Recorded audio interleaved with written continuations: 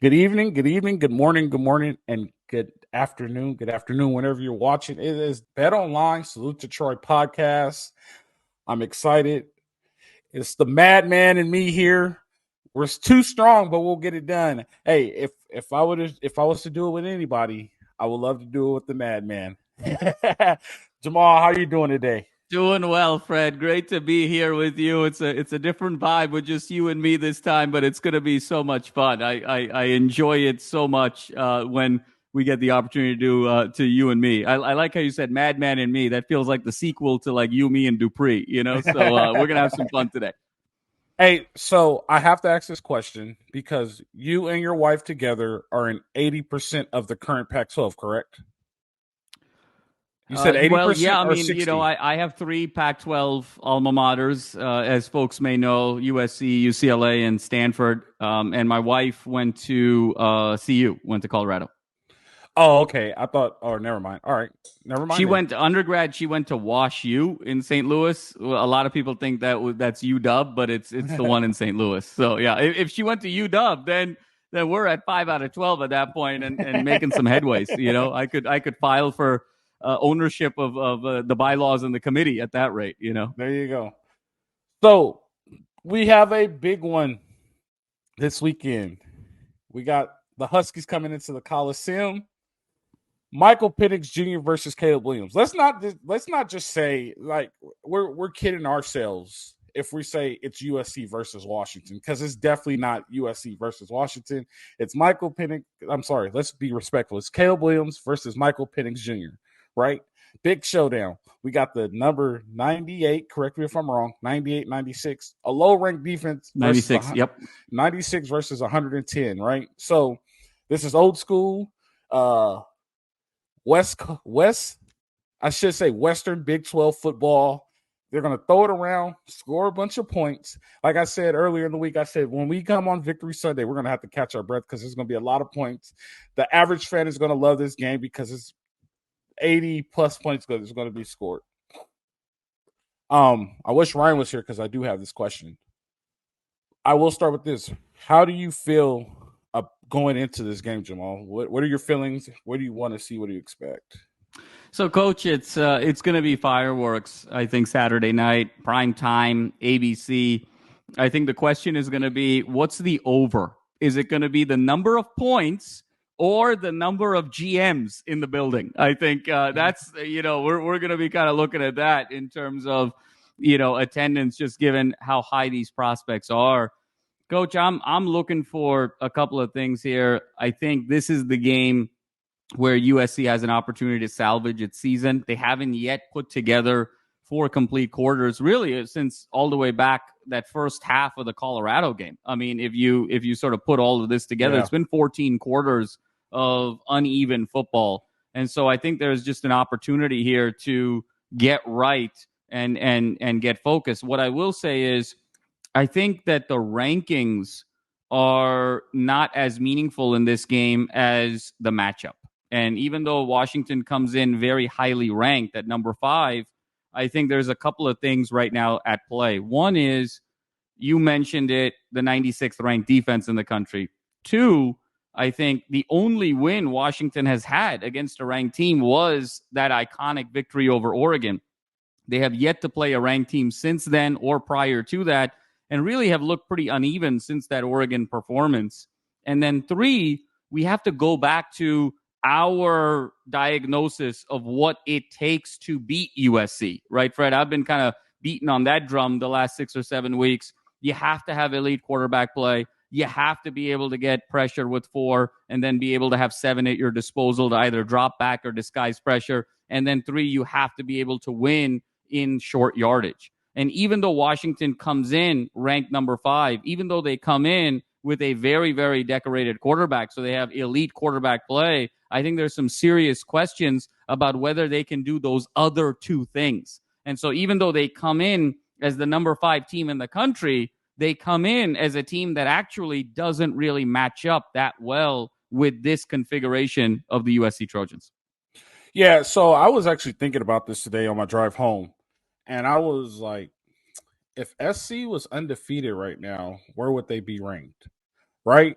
And the reason why I say that is because we're playing ourselves this weekend. You know what I mean? Like top ranked quarterback, decent running backs. Well, not decent. I think Marshawn Lloyd is a little bit better. He has a little fumble problem. Like it's obvious, but it's okay. If he goes, he goes. When he's going, right? Washington does have better receivers. Yes. I'll say that, right? Washington has better receivers, but defensively, they're about the same. Their struggles are about the same. They struggle against Arizona State and Tempe, right? They both struggled against Arizona State and Tempe. Washington struggled against Stanford last week. If SC's undefeated, are they ranked above Washington? Are they ranked below Oregon? Like when you really look at it, we're playing ourselves this week. This is a mirror image of ourselves, and it's a very winnable game. You know, like, is it going to come to who has the ball last? That part I don't know. That's what it's seeming like, right? UW is the 3-point favorite. Why are they a 3-point favorite? You know, the wise guys always know that's an attainable game. So those are the questions you have. And then you start to look at other things, right? You start to look at configurations like the game's on at 4:30 here, which is 7:30 Eastern. That's prime time on the East Coast, right? And you remember I said Caleb has a chance to get himself back to New York. You know, there's a lot of things setting up to go SC's way. And I'm going to try to stay optimistic, right? I'm going to try to stay on this 3-0 train. And we could find out. Will you accept it? I'm going to ask you this, Jamal. Will you accept this? Can this be a legit measuring stick game for USC for the rest of the season? And the reason why I ask this question is Washington beat Oregon, right? Washington's a top 5 school. If SC beats, I'm not going to say dominates because this is a top ranked school, but if SC beats Washington and they do it better than they have in the past season, can we look at this as a measuring stick game? Like, all right, we could go to the Oregon game and start looking at the Oregon game like, all right, there's opportunity. We could go to UCLA and look at it like there's an opportunity. Is this a true game where we could legit be like, they could be a contender? You know what I mean? Like they can be a contender. Like, I certainly think so, Fred. I certainly think so. I think this is an opportunity where if USC wins this game and they do so having put together a comprehensive performance, it doesn't need to be comprehensive on the scoreboard, but they just played well in all 3 phases of the game in different moments. I think you walk out of here saying this team can compete with anybody in the country. So I think it changes the confidence. I think it changes the perception. Now, having said that, when you talk about measuring stick games, I think I always think of a measuring stick game as saying, hey, this is a team that we're going up against where their strengths are our weaknesses.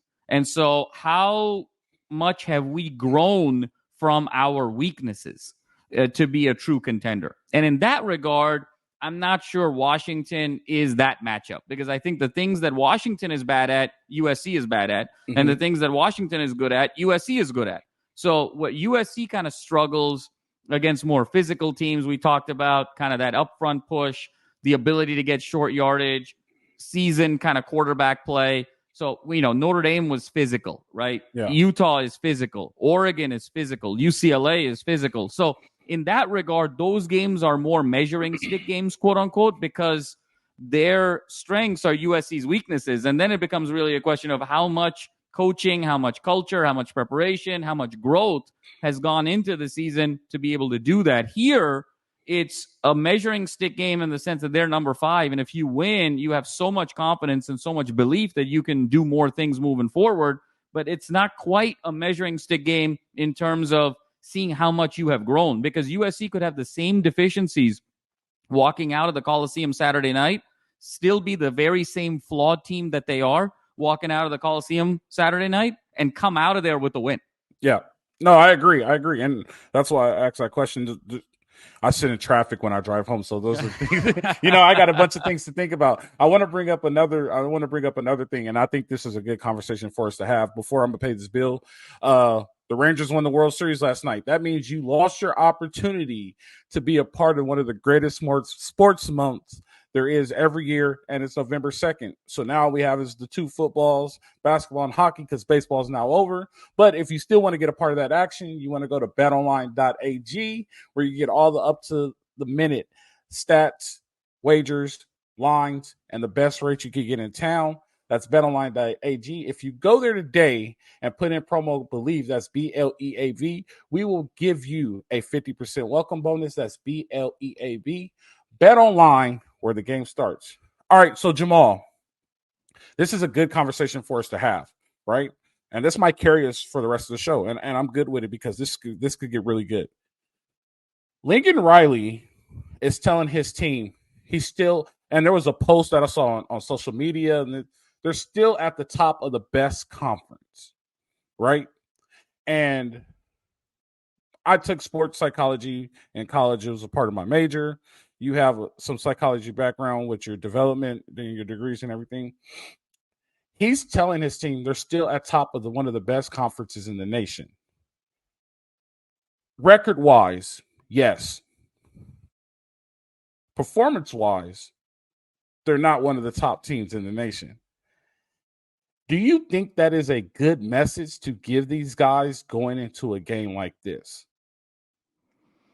Fred, that might be the best question you've asked all season. That might have been the question of the year right there, Fred. Let me just put that out there. So thank you for asking such a deep question. I think that what he's saying is technically true, but it's not complete information, to your point. Yes, they are at the top of, or close to the top of, the number one conference in college football, but A, they have not played a complete game in conference yet, and B, their conference schedule to this point has not been very heavy whatsoever, and the only ranked team in conference that they played at home, Utah, they lost to.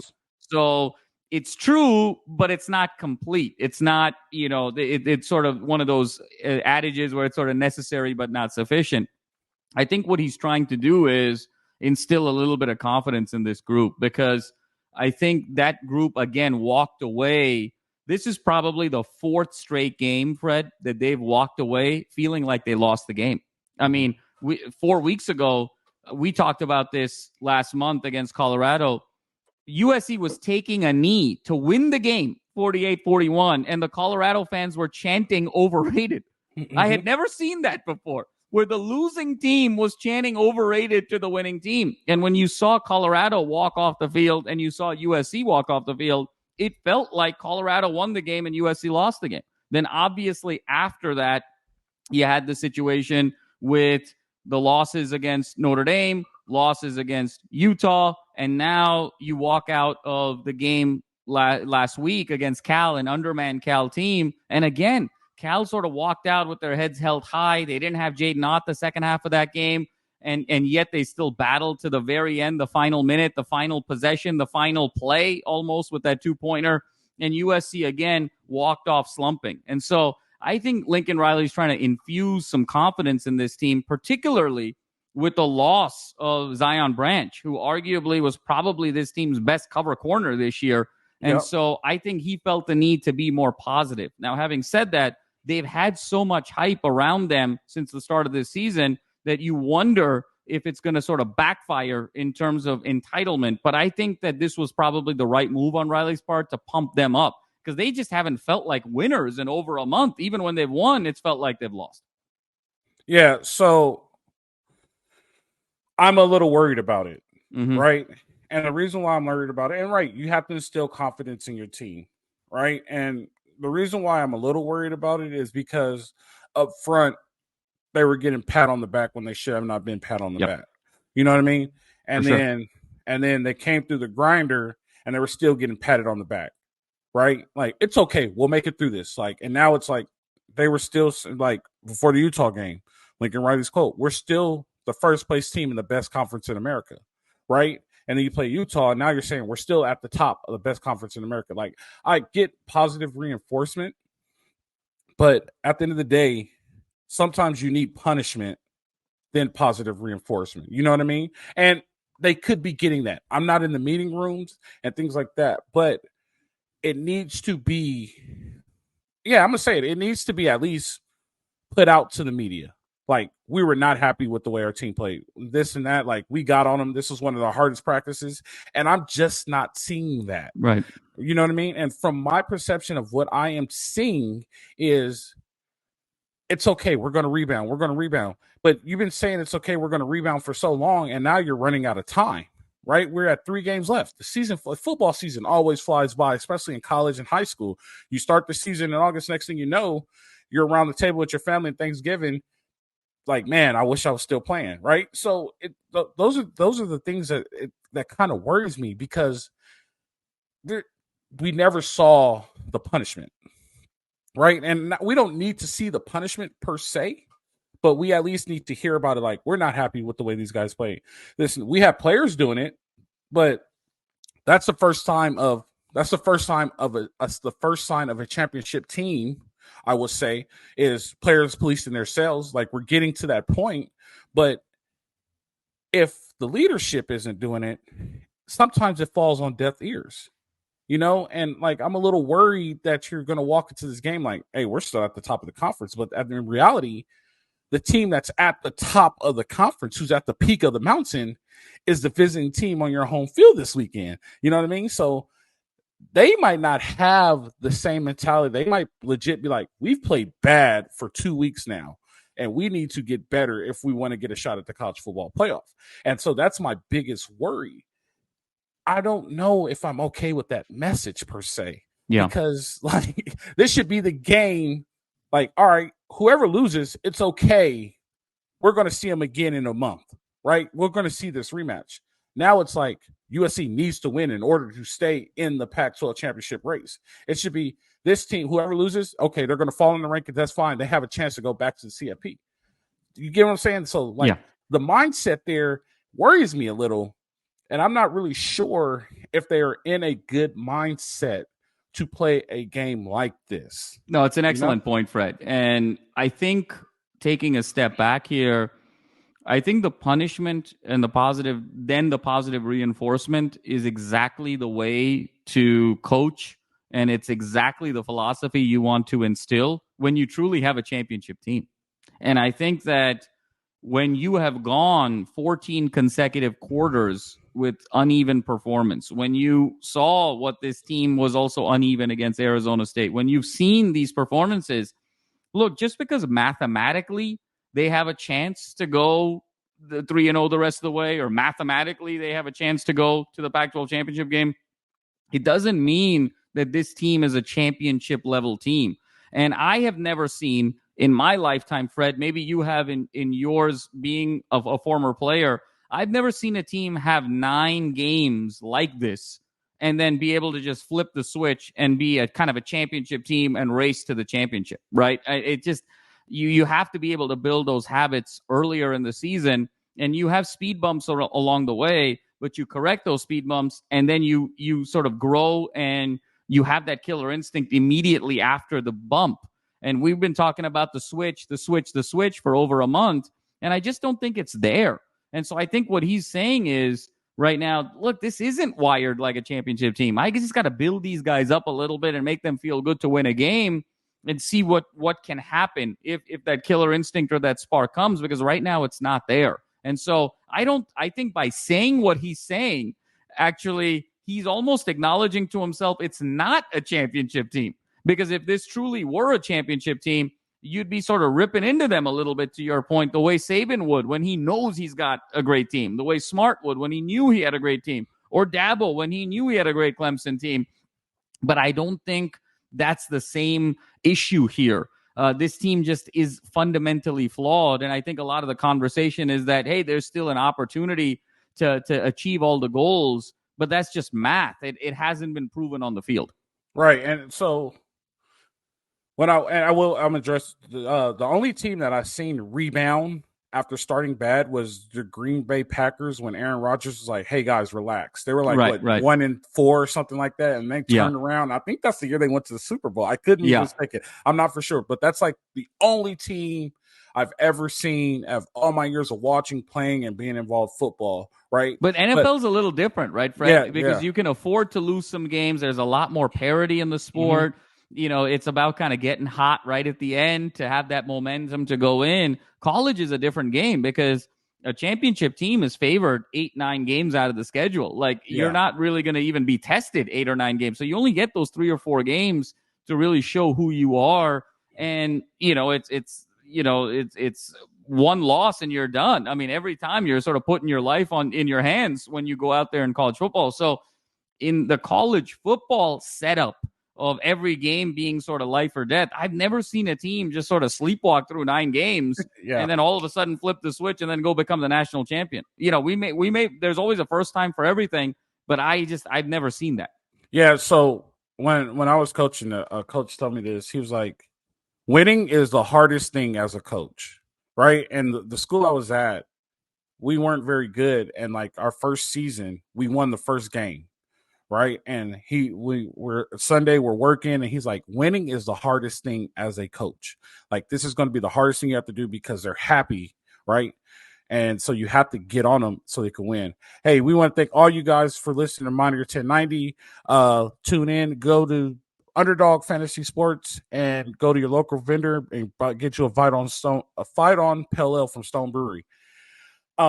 Anyway, what I was saying was that he was saying this is going to be the hardest part is winning because they think that they've made it and they haven't arrived. And like I've seen Bruce Arians, he had a little special with the Cardinals on Amazon, and he told his team every week, he was like, we've won, but you guys haven't arrived. You guys haven't accomplished. We're off the radio now. So he's like, you guys haven't accomplished shit. Right. Like accomplishing everything is winning the Super Bowl. You guys haven't arrived to shit. And I'm like, perfect. Like I get it, but like, what I'm getting from this is like they were winning up front and they were feeling accomplished, right? And then they beat Stanford and they're feeling accomplished, right? And then you start to see the lull where they like played Colorado and they weren't that good, but there was like, hey, we're still undefeated. That's all that matters, right? And so I think there's a little psychology that's not right there, and I think this is something that Lincoln Riley needs to look into.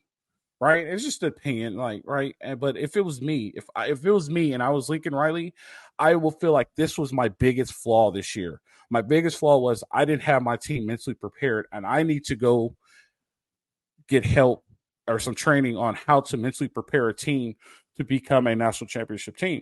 Because not everybody, but people know, right? People know if you tell your team, our goal is to get to the national championship, our goal is to get to the national championship, our goal is to get to the national championship, and then you get to the national championship and you celebrate for getting to the national championship, when you play the game, 9 times out of 10, you lose, right? Compared to our goal is to win the national champion. Right. Our goal is to be a national champion. And then when you celebrate like, hey, we made it, but the goal is not done yet. And Pete Carroll was good at that. Pete Carroll, when we played in the Rose Bowl, hey, we're going to work hard. We're going to win the Rose Bowl and we're going to party. We're going to work hard, win the Rose Bowl and party. And like he understood how to instill it. So I think there's just a little bit of installation that he's instilling in these kids that aren't great. But like you said, this team has the same flaws as SC, right? So they could come out and still be the top team in the conference, right? You know what I mean? So, I mean, saying all that, it's all for naught, but it's just something that I just thought of, and I'm like. But to your point, Fred, I mean, it's such an excellent point because it's almost even more dangerous then, right? Like, let's say they feel like, let's say they beat Washington, and then the reaction will be, well, we were actually just kind of playing the fool a little bit against Utah, and we were playing the fool against Cal, and, with Utah, it bit us, with Cal, it didn't, and we're actually just this great team. And then you get set up for going into Eugene against a team that actually their strengths are your weaknesses. And now that sort of sets up for a situation kind of the way you had at Notre Dame, where you just weren't ready to play and it was a bad matchup. So to your point, I agree with you.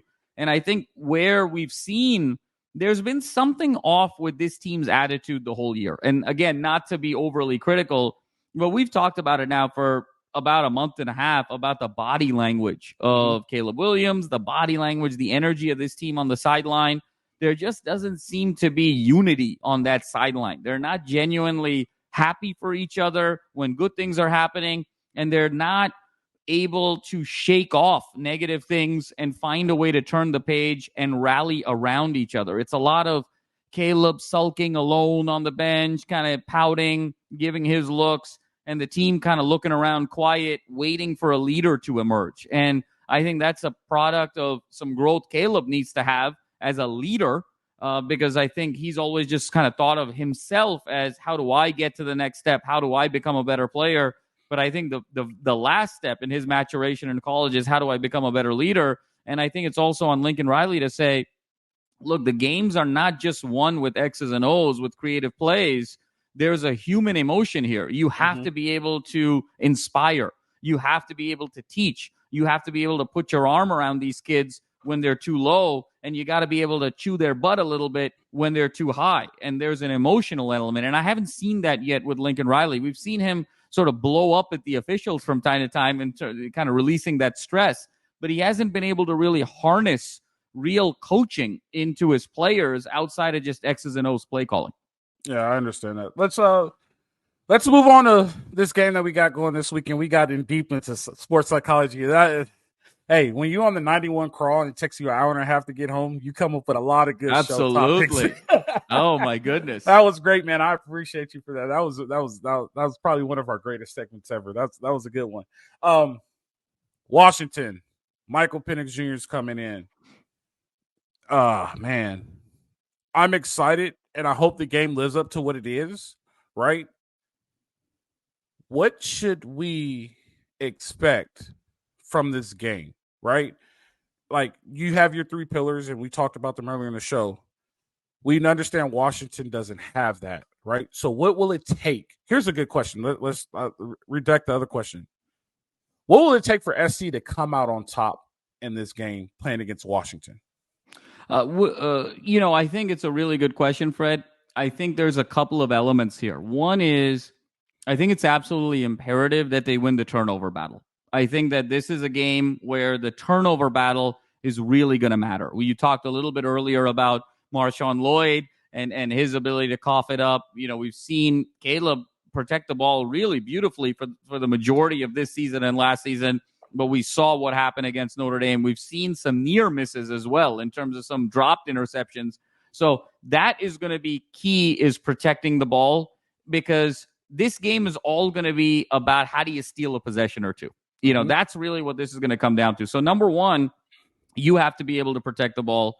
Number two, I think that Penix is a guy on the road because he has so much confidence in his arm, and his arm talent is just through the roof. I think his arm talent is the best in the country, even more than Caleb's, frankly, just in terms of arm talent, that he may give one or two up. And so that turnover battle is going to be absolutely critical. Number two, I think it's, where can you steal a stop in the red zone? And by stop, I mean hold them to a field goal. Whoever can kind of use the reduction in space to their advantage, be able to use the sideline, be able to kind of double an Odunze, be able to force Penix to sort of roll out and run out of real estate, be able to really not necessarily even be a great defensive team, but be kind of bend but don't break, and kind of leverage the lack of space to your advantage to go make a play or two.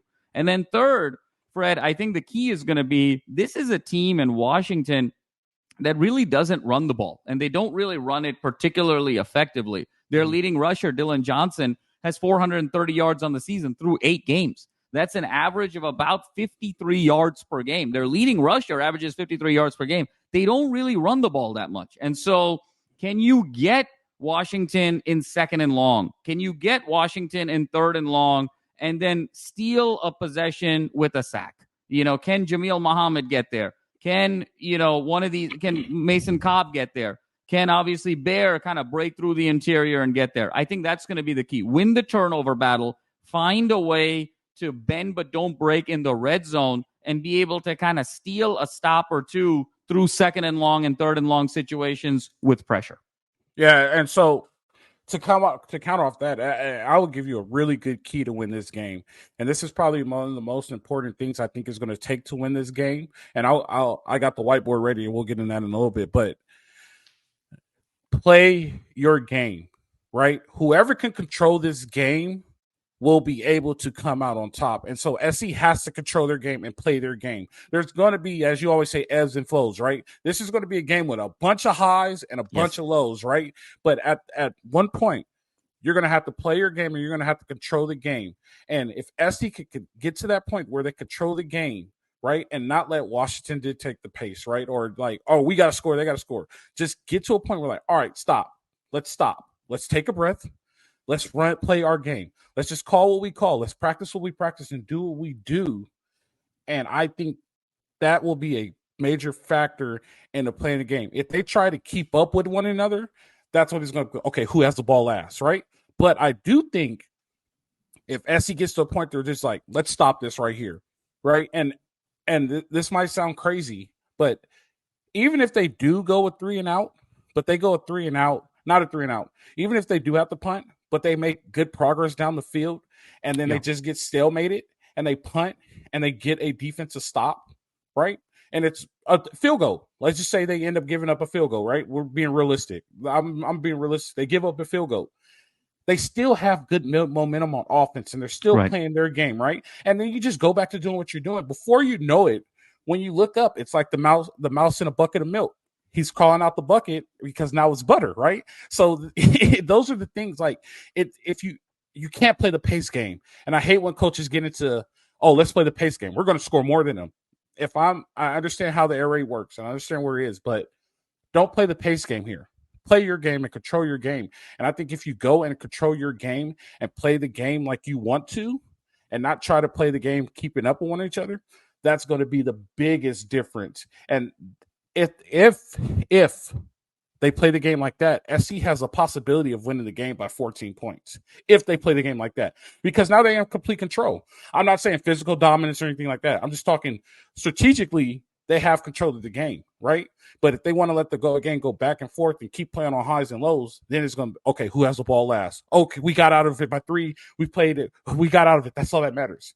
Step back and take a breath. Slow it down. Slow the game down, and then you'll see great success from that.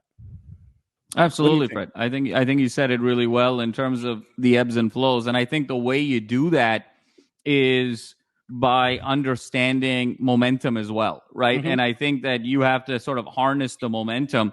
Where things really went south in that Utah game, for instance, at home, is when after 14-7, SC essentially went 2+ quarters without scoring. They couldn't even really move the ball. And so it sucked the air out of the building. It lost the players on offense lost confidence. And Utah felt like they could kind of get a stop whenever they wanted. And what that fed to them was, hey, we can keep running the ball. We can keep using Vaki and Jaquin Jackson. Mm-hmm. We don't have to kind of get out of ourselves because we're able to play really great defense. So I think here the difference is USC has to avoid those mistakes in terms of the turnover game and the mistakes defensively, both in the red zone and overall, so the momentum stays on their side, so they kind of feel that ebb and flow, to your point, Fred. Yeah, perfect. And then, so I want to get into strategy now. Absolutely. Let's talk strategy now. And Chess Master Fred, here we go. So here we go here. Let me, I'll just do that. So this right here is the play that Stanford ran. They got some success on it. They ran, actually, the guy who's labeled number 6, their tight end, they ran a wheel. He completed on this pass. But I want to talk to how Marshawn Lloyd could really get involved here. And there's one thing that I always talk about, and I labeled it for you guys, is the numbers, right? And the reason why you always want to be +1. See, so here I really don't understand why Washington is playing 2 high safeties here, because this is what we call Trey Y off, right? And Trey Y off is trips with a tight end. This is the Y, and he's off. So anytime you have a tight end, it's Trey. You either have Trey or Trey Y off, which means there's another receiver up here. So you play corner, you put this guy to the middle, you tell him lean, lean, lean, or you say, I got it, you lock him up and put him on the island. There's really no need for 2 high here, right? So when you go in through the count, and I have the count here, you see the yellow, Stanford, you got 6. Washington, they have a 6-man box. So even if I was just to draw just basic lines, I know it's going to do that to me. Give me 1 second, guys. I'm sorry. I cannot get this fixed. Even if you draw basic lines, and they're big enough now too. Sorry about that. You draw basic lines, I go here. He just enjoys drawing lines, ladies and gentlemen. You know, it's I go here, excuse my lines. I go here, I go get that guy here, right? That's a great T-shirt. Excuse my lines. You know, that's a great slogan right there. I go get this guy I could go get this guy here. I'll cut him off, right? And then we'll go down right there. And then I'll hit Control C, Control V, and I'll go take this line and I'll put this guy right here and I'll go down and I'll seal it, right? This right here gives you great opportunity to run outside zone game, right? You run these two guys off, bam, bam, you run those guys off. You got the guy up high. Even if he comes down late to make the tackle, you normally when I say guys come down late to make the tackle, they'll make the tackle at maybe about right here. That's about a 6-yard gain, right? So they got a hat for a hat. And Lincoln Riley runs this a lot. This is McCree right here, right? Mm-hmm. So Lincoln Riley runs this a lot. We could get a lot of outside zone. Even if they want to run power, they go down, down, right? This center goes back and gets him, and they pull around. And now they go and pick up either the linebacker or they go pick up the safety. Marshawn Lloyd's out the gate. They don't have the numbers in the box, but they have every look that they need because of this too high look. Me, ideally, I would take this guy right here and I will put him down and I will scoot it over just so I have one more in the box so they don't have enough to block me. But they want to give us a 6-man box. We'll take that all day. And this will be Marshawn Lloyd's ticket to become an All-American, right? So I want to go over. I'm gonna go do both sides of the ball. Fred, one thing, if I can just sort of add to that point on your previous visual there, I think the key is also the receiver immediately to the right of the tight end. You know, is right there exactly. I think for SC that's got to be Taj Washington. And I can even help you out, Jamal. Watch this. Watch this. Here it comes. There you go. Red square, Fred, I think needs to be Taj Washington because one of the things that we're seeing the last couple of weeks is even when SC's running bubble screens, guys, the corners are sort of crashing and blowing it up horizontally, and it's really kind of putting SC off schedule. And so when you look at this receiving core, one of the challenges, particularly with Brendan Rice and some others, they're not great blockers, but the best blocking receiver on this team by far is Taj Washington. So even when you see even numbers from a line and a box perspective, it's really critical who you motion in that slot next to the tight end. And it's got to be Taj to then be able to create that seal for Marshawn Lloyd to get to the outside. Yeah, 100%. And good receivers take pride in blocking, right? Steve Smith, Marvin Harrison, all good receivers take pride in blocking. So they even have the bubble screen out here if they really wanted it because he's so far off, right? So if he goes now and all this guy has to do is just get in the way. He goes and gets in the way and he just has to go. The goal is not to score a touchdown. The goal is to get in second and manageable, third and manageable, right? Let's move the ball here. This is one of the games where you want to keep the ball out of Michael Penix Jr.'s hands, right? So you might have to take some time, so they actually have the bubble screen here because they're playing off. Let's slide over to defense, right? So here's a formation here. I actually like this here. Believe it or not, I like what they're doing here.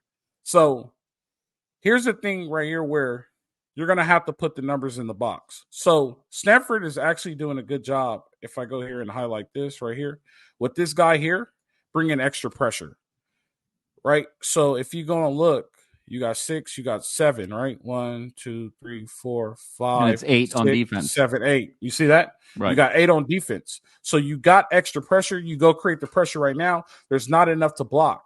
What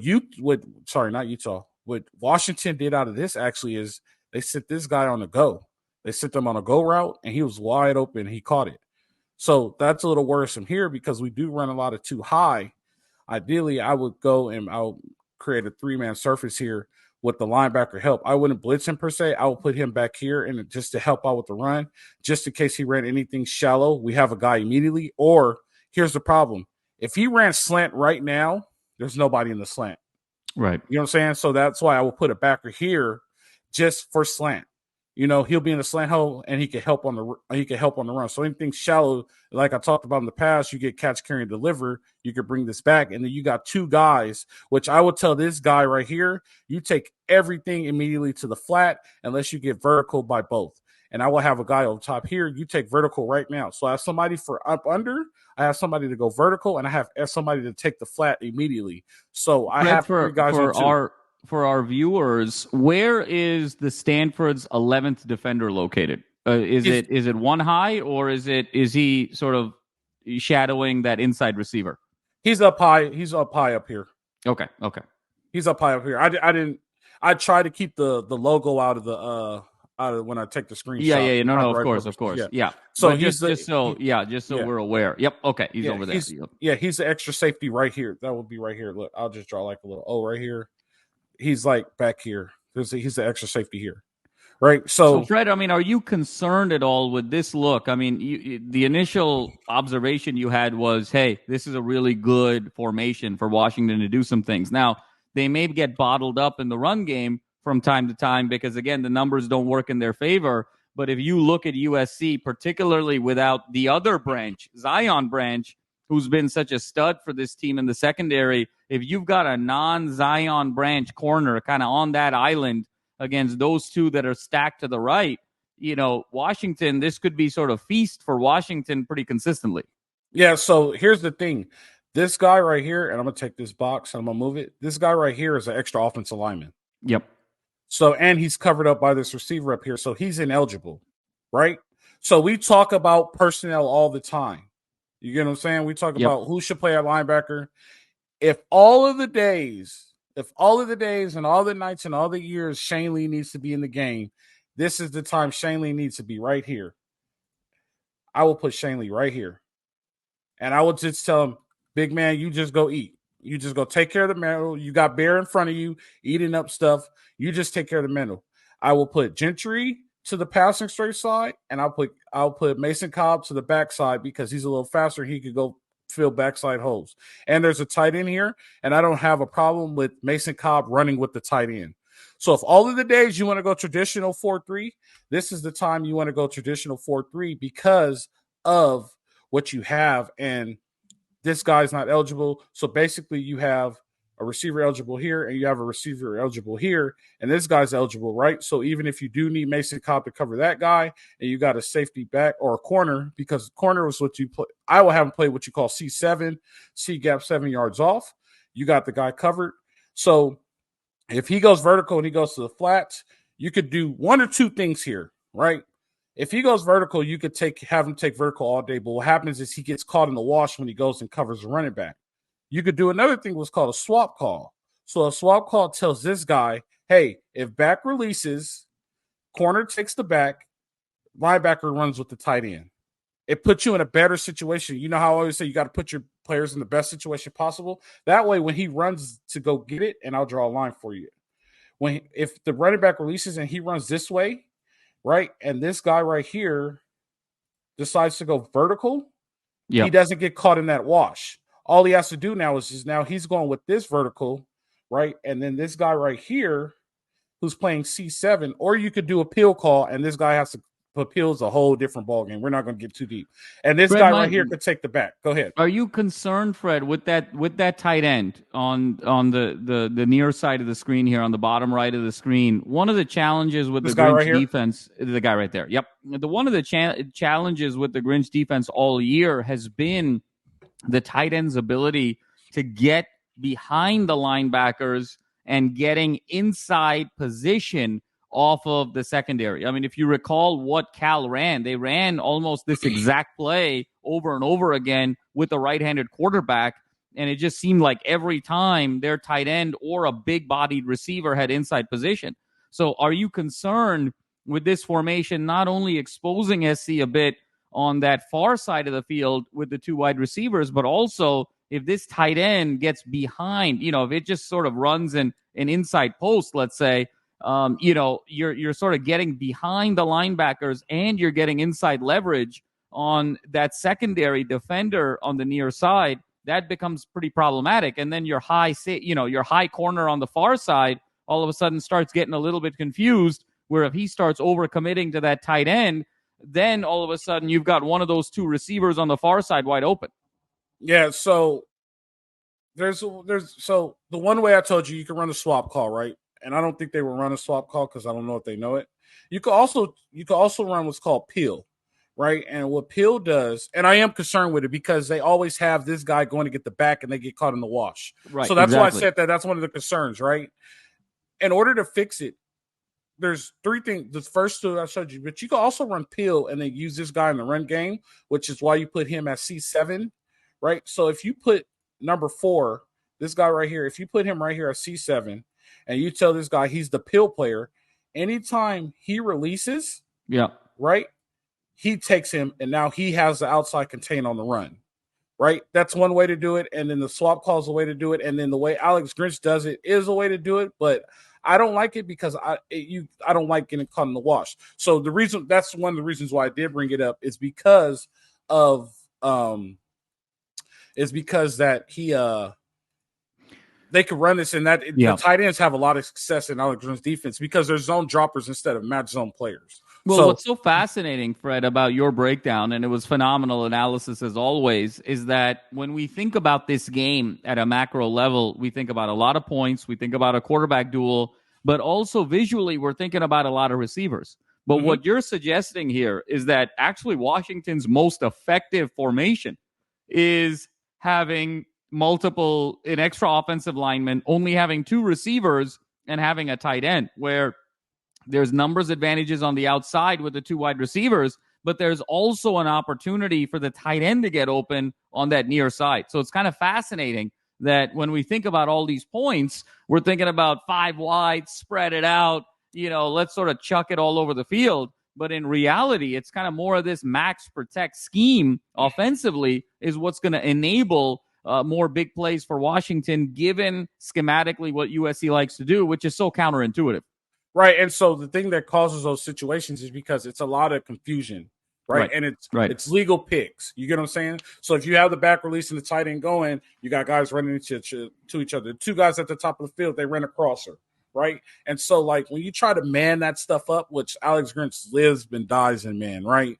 Like, back off. And like I said earlier, control the game. It's okay to sit in a zone. Right? Control the game and let them come to you. And like you said, Michael Penix is a gunslinger. Most quarterbacks with strong arms, they try to force things and they try to hit it downfield. Just let it come to you. Let him throw you one.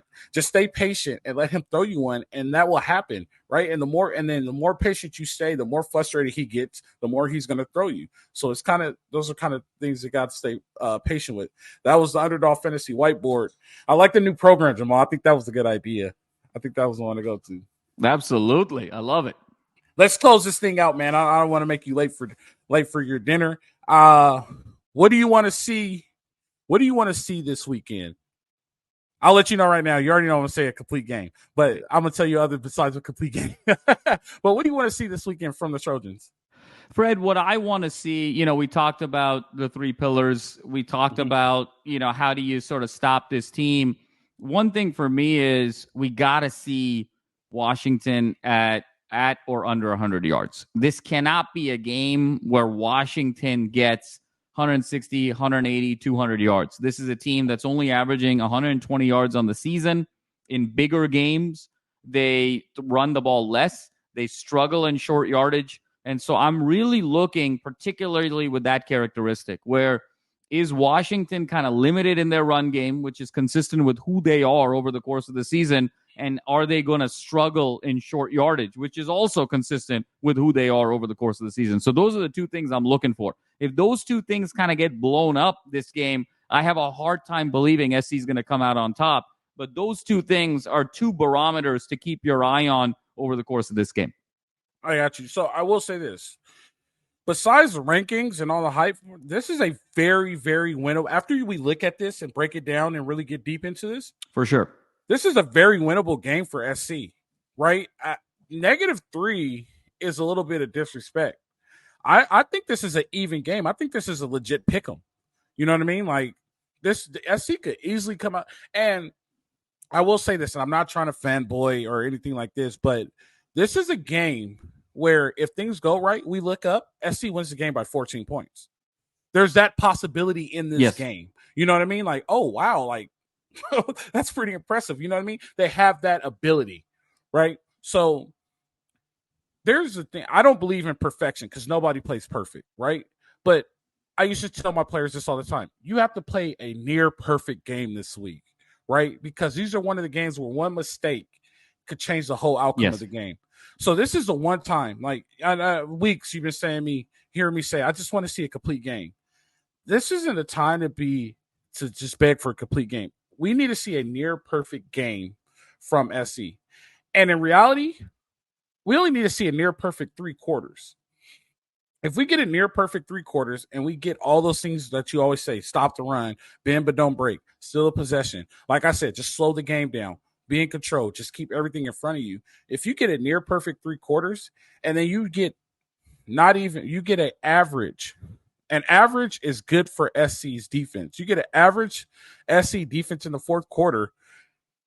When we're talking on Sunday, we're like, wow, okay, how do we build on this? Right? Because it's all there. The bones are there, but we just have to make it complete, right? Like, this is the chance to reseal the foundation. Remember I said we cracked the foundation and we took a sledgehammer to it.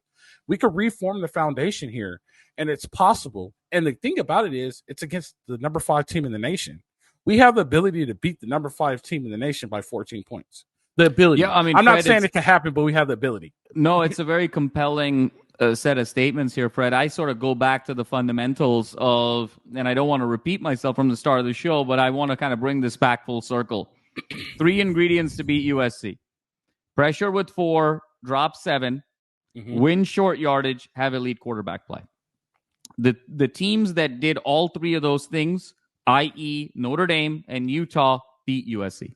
The teams that could only do 2 of those 3 things, most notably elite quarterback play, rush with 4, drop back 7, but not win in short yardage, almost beat SC, which was Arizona and Cal, right? What was the difference in those games?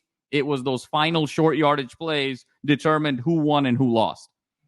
Washington, in my opinion, Fred, can only do 1 of those 3 things. They have super elite quarterback play. I don't think they have enough in terms of the front 4 to generate pressure, and I don't think they can win in short yardage. Listen, this is the number 5 team in the country. They are undefeated, but they were significantly aided by 3 very, very questionable fourth down decisions by Dan Lanning. If Dan Lanning just sort of stays within himself, this is not the number 5 team in the country. This is more like the number 12 or number 13 team in the country. So they are a little inflated in terms of the ranking. I think that this is a very good matchup for USC at home. As long as they win the turnover battle, they're going to have to win that turnover battle. If they do, they have the ability to win this game. The winner of the turnover battle is ultimately who's going to walk out of the Coliseum with the victory. I got another one for you too, Jamal. That's a very key point to this game. No dumb penalties when it matters. It seems like SC always gets a dumb penalty when we need the score or we need the ball, we need an important drive. Fred, that's almost like a turnover. You know, we almost sort of count that as a turnover because a penalty that essentially extends a drive when you've stopped them or gives them new life when it should have been third down, that's essentially a turnover because it's a change of possession, right? What is a turnover? It's a change of possession. Suddenly, a penalty on third down is the equivalent of a turnover. So they're going to have to limit those turnovers by actually coughing up the ball or intercepting the ball, but also those penalties that would keep Washington on the field. Whoever wins that turnover margin is going to win this game because, to your point, Fred, these are actually 2 pretty evenly matched teams. This is the craziness of college football this year. Yeah. You got one team that's 8-0 that had the Heisman frontrunner up until 2 weeks ago. Another team where the sky is falling down, rightfully so, has not played anywhere near their potential. One of the biggest disappointments in the United States of America this year. And yet they're going to play 4:30 at the Coliseum, and it's kind of a dead heat. And so welcome to the wild world of college football, the sport that we all know and love. Yeah, definitely. I'm going to leave you with this. Better teams play better for longer periods of time. And I'm going to explain this and we'll wrap it up. I'm not saying the better team will play better for all 60 minutes. There's periods of times where a team needs to be better in the game. And those teams play better for those periods of time. The better team who plays better for a longer period of time will win the game on Saturday. And hopefully that's SC. There has been times where they were the better team and they played better for longer periods of time and they came out with the win. Even though it was a win, that situation they should have never been in. But Utah, right? Utah was the better team for a longer period of time. SC needs to be a better team for a longer period of time, and they will come out with the win on Saturday. Jamal, it's been great, man. I love talking to you. You make me a smarter person. I just want to let you know that. Like, that's why I brag about all your degrees. You make me smarter. Oh my goodness. Your intellect. Well, you're the one with the whiteboard here, Fred. I'm learning from you. You were the teacher and I was the student. So always a pleasure, my friend. This was a terrific show. And Hope our audience enjoys it, and big one Saturday night. Yep, I can't wait. See you guys Sunday for Victory Sunday. We're hoping for Victory Sunday. Like I said, it's a pick 'em. I can't wait to see it. I can't wait to see our text message line blow up. Hey, if you want to save on girl, she's like our girl Candace always says. We're sorry you guys missed her. Candace will be back. She's still a part of the show. All the Candace fans out there, she will be back. She had a busy week. She's getting ready for playoffs. Hey, go to drinkag1.com/salute to Troy. You get a year supply of vitamin D and 5 free travel packs. Remember to go to your local vendor. Get your Fight on Pale Ale by Stone Brewery. Also, vendor underdogfantasy.com and go on the app. It's a fantasy pick'em. You get to pick 2 to 4 players. We'll give you a $500 up to $500 match bonus if you put USC LAFB in. So we appreciate you, Jamal. We appreciate our friends. We appreciate you, everybody. Sunday, Victory Sunday. I'm calling it right now. It's going to be a Victory Sunday. I think this is going to be a Victory Sunday we'll be happy about. You know what I mean? We get to answer questions, celebrate. Hopefully we get our Sooner fans back. We love our Sooner fans. Hopefully we get them back. Hey, guys, it's been great. Thank you guys for all your support. Like we said, we love you guys. We couldn't do this without you guys. We appreciate everything you guys do. Keep liking us, keep subscribing, keep telling your friends, and we're going to make this thing grow. The goal is to get a gold play button and put it next to Ryan's mirror. Appreciate you guys. We'll see you guys Sunday. Live free, fight on.